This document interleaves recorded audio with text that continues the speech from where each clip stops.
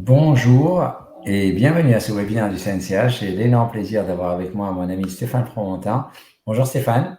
Bonjour Walid, bonjour à tous. Alors on voudrait aujourd'hui vous présenter, euh, on voulait faire quelque chose de simple, un cas clinique et avoir un petit peu, n'hésitez pas si vous avez des commentaires à nous les mettre et vous avez des questions à poser à Stéphane, parce que j'ai trouvé ça super intéressant quand tu nous avais parlé. On a un groupe WhatsApp de rythmologues en France et Stéphane nous en avait parlé. J'avais dit ce sera l'occasion d'en parler. Alors donc je pense c'est comme c'est indiqué ici, une ablation de tachycardie, mais ce qui est intéressant c'est d'avoir la discussion. Donc Stéphane, je te passe la parole. Merci Stéphane. Ok, merci beaucoup Walid, merci à tous.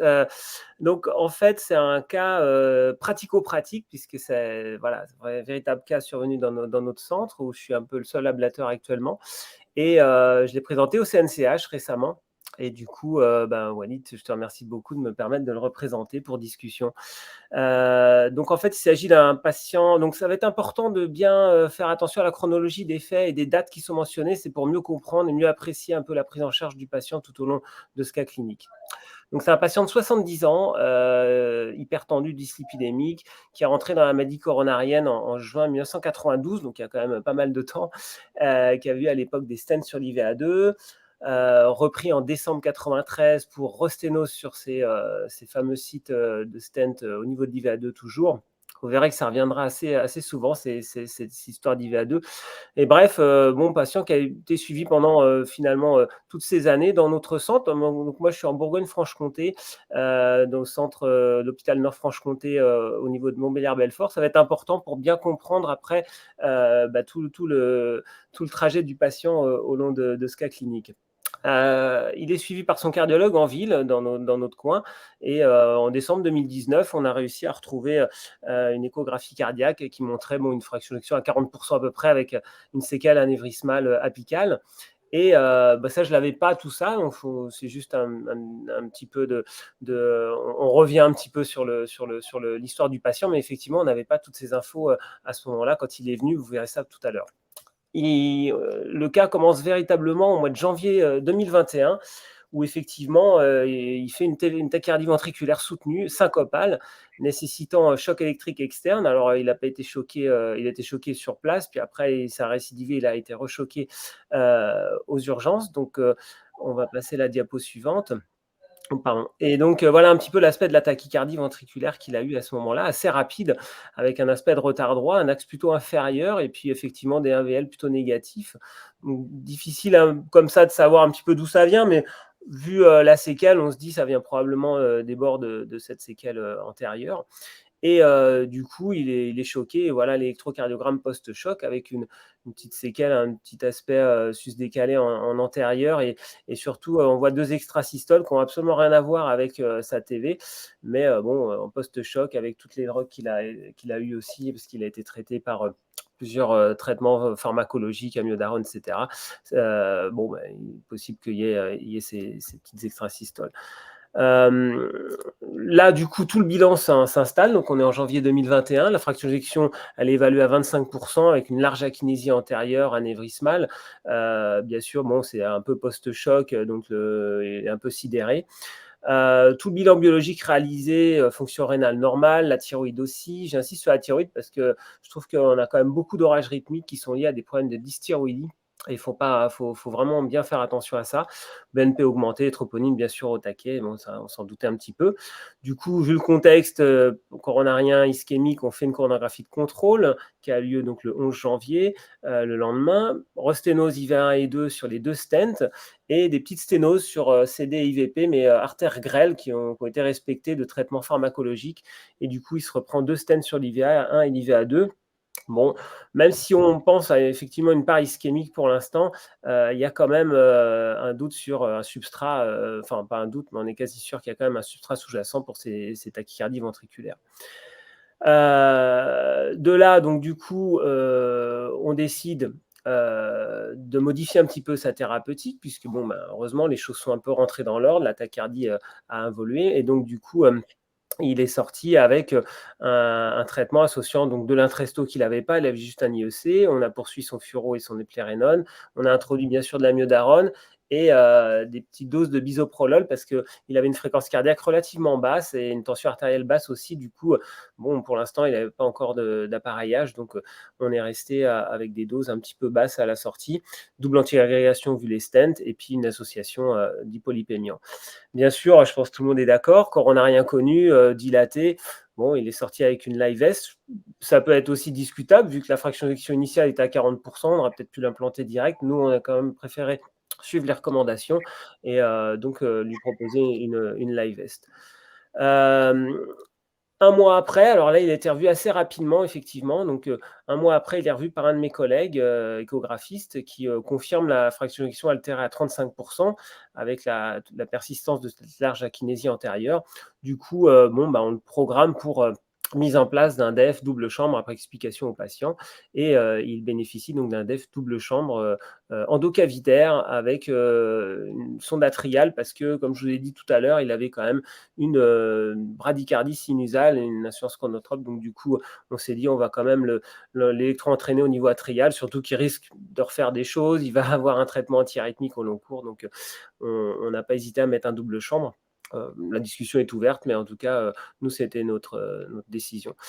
Le traitement n'a pas trop changé au cours de son hospitalisation pour le défibrillateur. Et du coup, il a été revu par un de mes collègues au mois d'avril.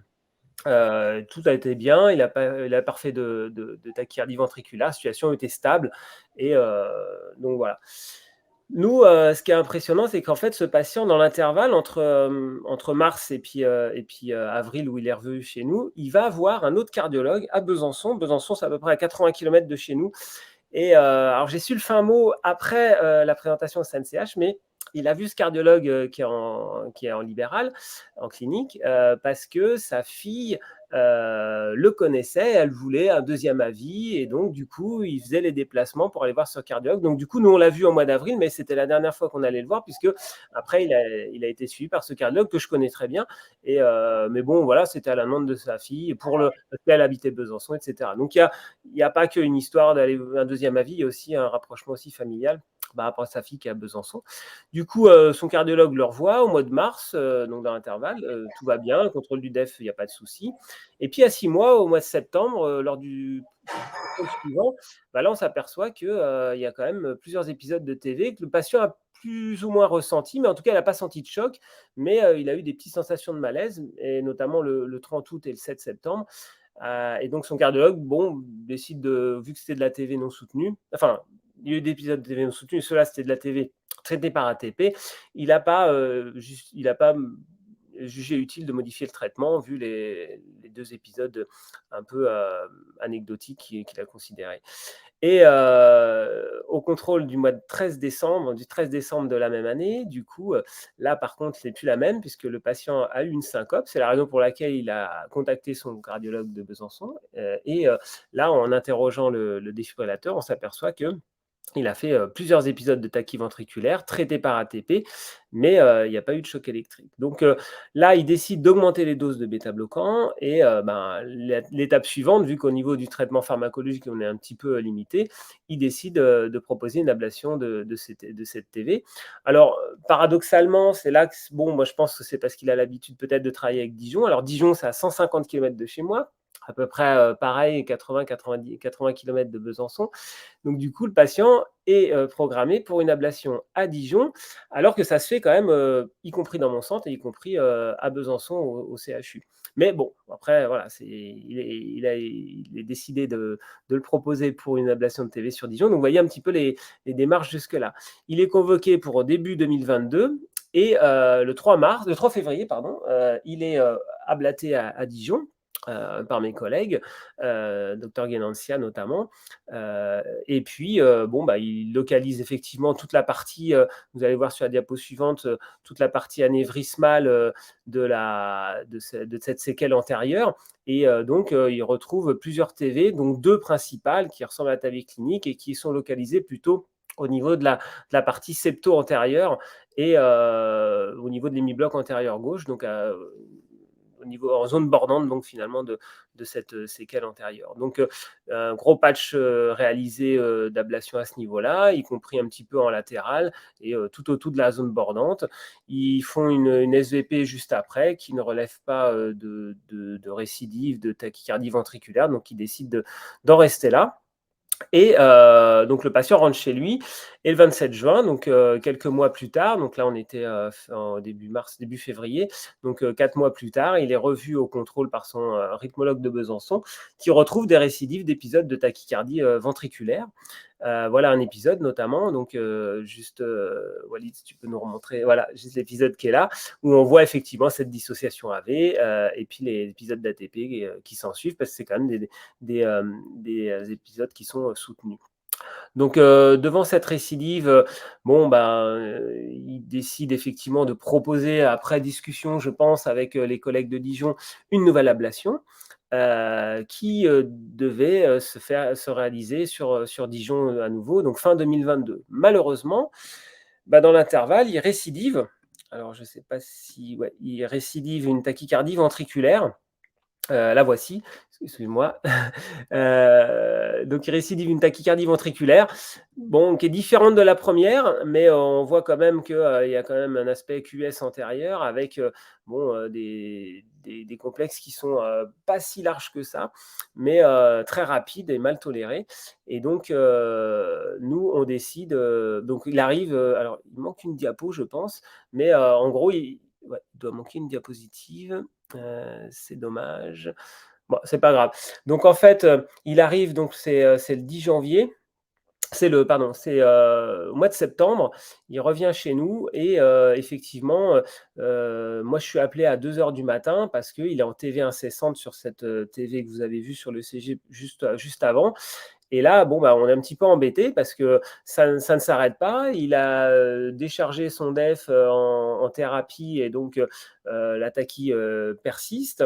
Au niveau de la biologie, je vous ai un petit peu tout montré. Au début, c'est un petit peu cliniquement, c'est plutôt bien toléré. Puis rapidement, en fin de nuit, début de matinée, ça l'est un petit peu moins, avec des tensions artérielles qui oscillent entre 60 et 90 de systolique.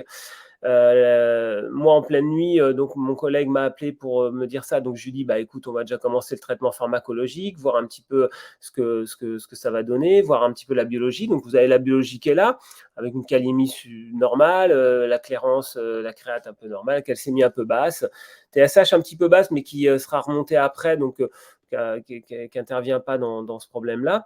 Et puis, il tente quand même des chocs externes pour essayer de remettre sous brève sédation, mais ça ne fait rien. La TV est vraiment incessante. On tente la myodarone en bolus, en pouce, xylocaïne, bolus, pouce. Et puis rapidement, en rapibloc, en bêta-bloquant en IV, on met du sel, du poivre, etc. Enfin bref, toute la combinaison de traitements que vous connaissez. Et malgré ça, il est toujours en TV incessante. Et là, c'est vrai que la situation commence à devenir un peu préoccupante. Il est 9 h du matin. Et moi, je suis arrivé, on contrôle un peu tout, on vérifie nos affaires et donc le patient est toujours en TV. Donc là, on décide de savoir un petit peu son passé parce que finalement, nous, on s'est arrêté au stent qu'il avait eu en janvier 2022. Donc là, moi, j'appelle quand même le cardiologue parce que le patient ne nous dit pas grand-chose. J'appelle Charles Guénancia, que je connais bien de Dijon, qui me dit, oui, on l'a ablaté il n'y a pas très longtemps, on devait le reprendre. Donc tout ça, je ne le savais pas, donc je le sais à ce moment-là. Et donc du coup, là, il faut quand même prendre une décision. Qu'est-ce qu'on fait ? Donc là, le transfert à Dijon paraît difficile. Un patient extrêmement instable, 150 km, même en hélicoptère, ça va pas le faire. Donc là, il faut vraiment faire quelque chose en local.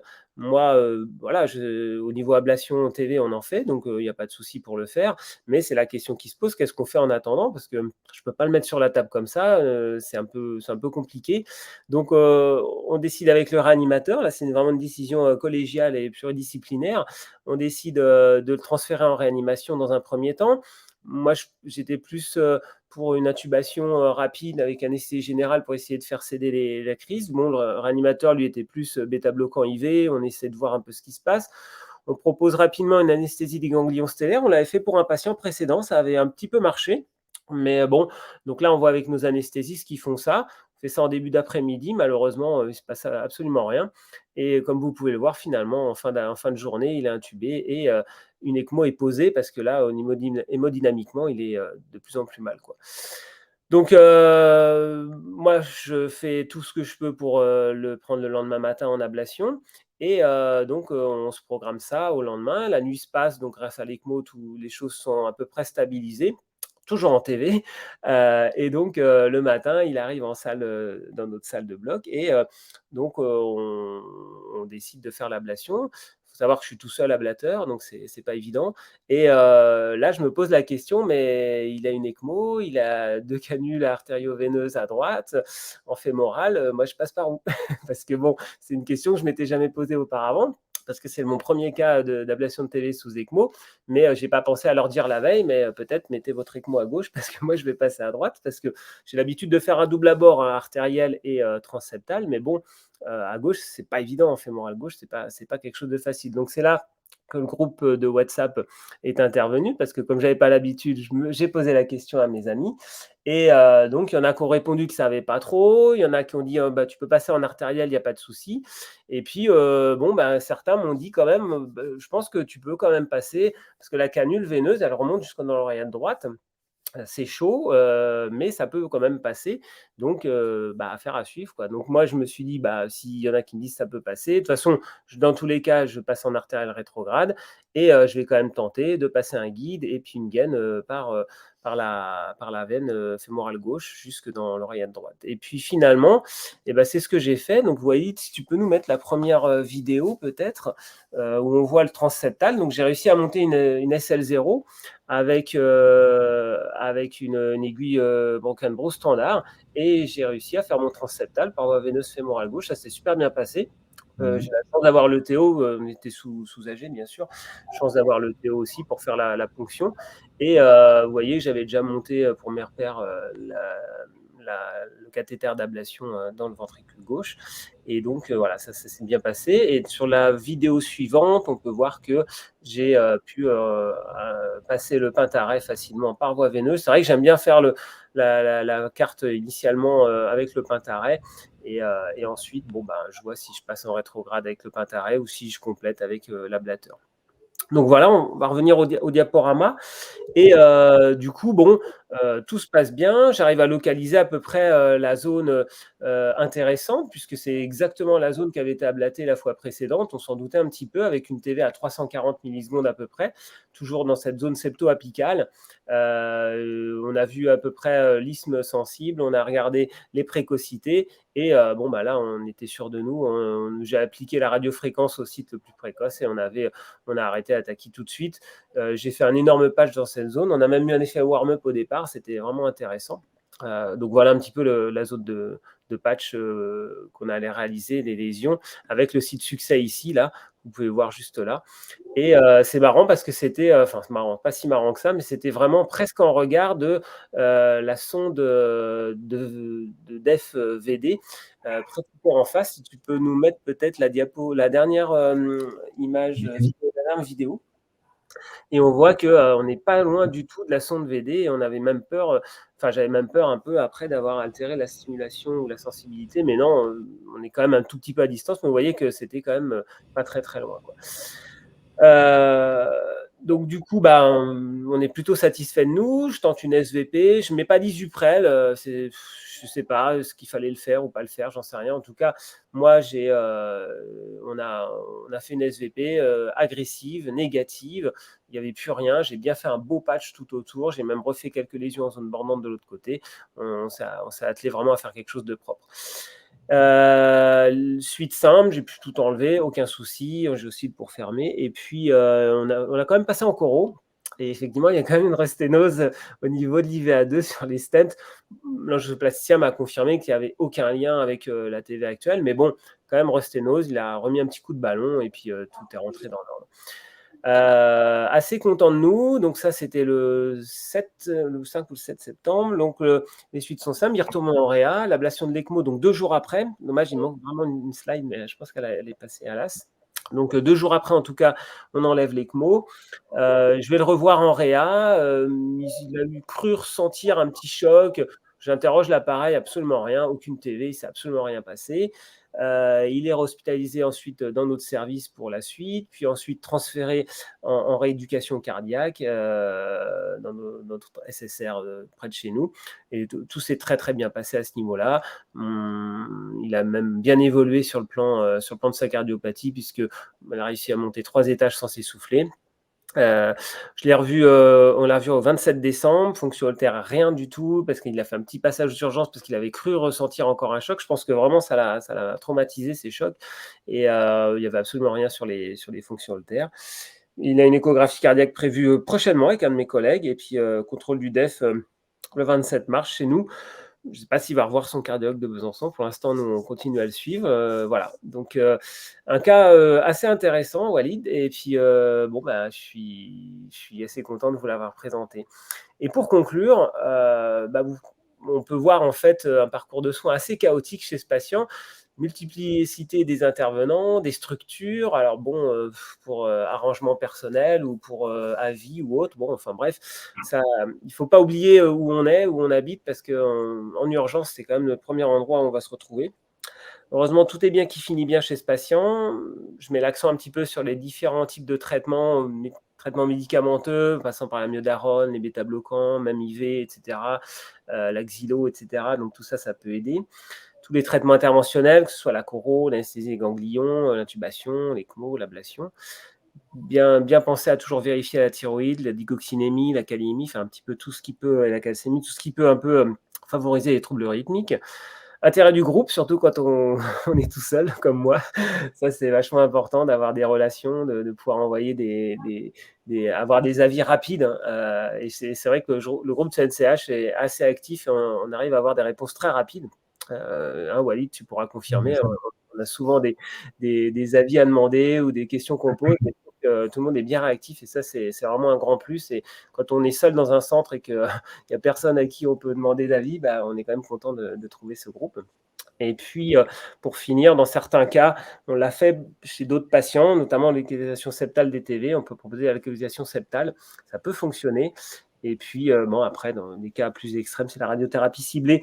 Mais là, ce n'est pas du traitement d'urgence et ce n'est pas encore actuel, quoi. Enfin, ce n'est pas quelque chose qu'on fait de façon courante. Voilà ce que je voulais vous dire aujourd'hui.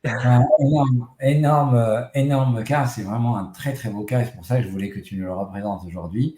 Je n'avais pas eu la chance d'assister à ta présentation lors du congrès et j'ai l'occasion de le voir en primeur là maintenant.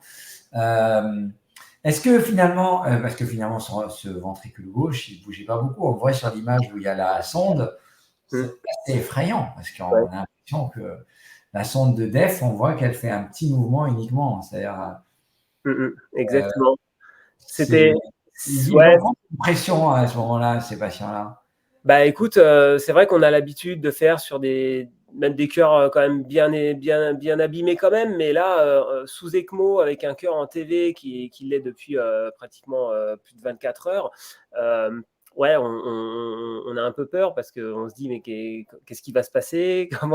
Comment on va réagir? Et puis bon, finalement, soulagé, on est confiant, on retrouve rapidement nos marques, même si j'ai été bien déstabilisé quand même par cette histoire d'ECMO qui était posée à droite, et je me suis dit comment je vais faire. Moi, c'était l'accès qui m'inquiétait le plus.